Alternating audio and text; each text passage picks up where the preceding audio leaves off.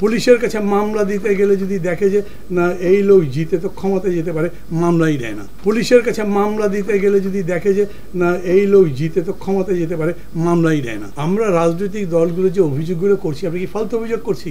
আমরা যে সরকারের নিরপেক্ষতা নিয়ে প্রশ্ন করছি, আমরা যে সরকারের ক্ষমতার অপব্যবহার নিয়ে প্রশ্ন করছি, আরও অনেকগুলো কথা বলছি। মানে এক উপদেষ্টা শত শত কোটি টাকা তার নির্বাচনের জন্য ব্যয় করছেন, তার নিজের কনস্টিটিউন্সি দিচ্ছেন, ঢাকার 3টা কনস্টিটিউন্সি দিচ্ছেন। আপনাদের এই ব্যাপারে তো কোনো বক্তব্য নাই, মনে করেন কি না যেটা অন্যায়? ঠিক এরকম করে ধরেন আরও ক্ষমতার যতগুলো অপব্যবহার হয়েছে সেগুলো কি বলছেন? এখনই বলেন না ভোটের পরে যে বলবেন, এটা বিশ্বাস করা যাবে? এখন এই সরকারের জন্য বলছেন না, আর তখন নির্বাচনের পরে যারা জিতবে এখনই তো গুনে গুনে পুলিশ চলে। পুলিশের কাছে মামলা দিতে গেলে যদি দেখে যে না এই লোক জিতে তো ক্ষমতায় যেতে পারে, মামলাই দেয় না।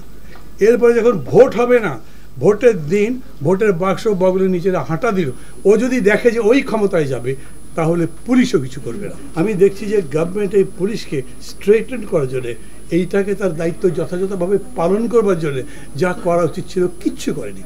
2বার প্রফেসর ইউনূস তাদের সাথে বসেছেন, তাদের বলবার কথা ছিল দেখো এত বড় একটা অভ্যুত্থান হয়েছে, অনেক ঘটনা ঘটেছে, তোমাদের উপর একটা ট্রমা তৈরি হয়েছে, পুলিশকে পিটিয়ে মানুষ গাছে লটকে রেখেছে, ভয় হয়তো পাচ্ছ, কিন্তু আমি তোমাকে অ্যাসিওর করছি এরকম ঘটনা আর ঘটবে না। কিন্তু যারা মানবতা বিরোধী অপরাধ করেছো তাদের তো বিচার হবে, সাজা হবে, তোমরা দেশ গড়ার কাজে আসো।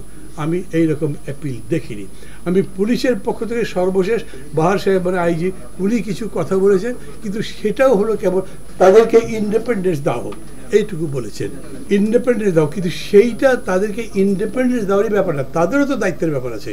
পুলিশ হলো সবচাইতে ভাইটাল ইনস্ট্রুমেন্ট বা ইন্টারনাল অ্যাডমিনিস্ট্রেশনের জন্য এবং নির্বাচনের জন্য, সেটা করা দরকার।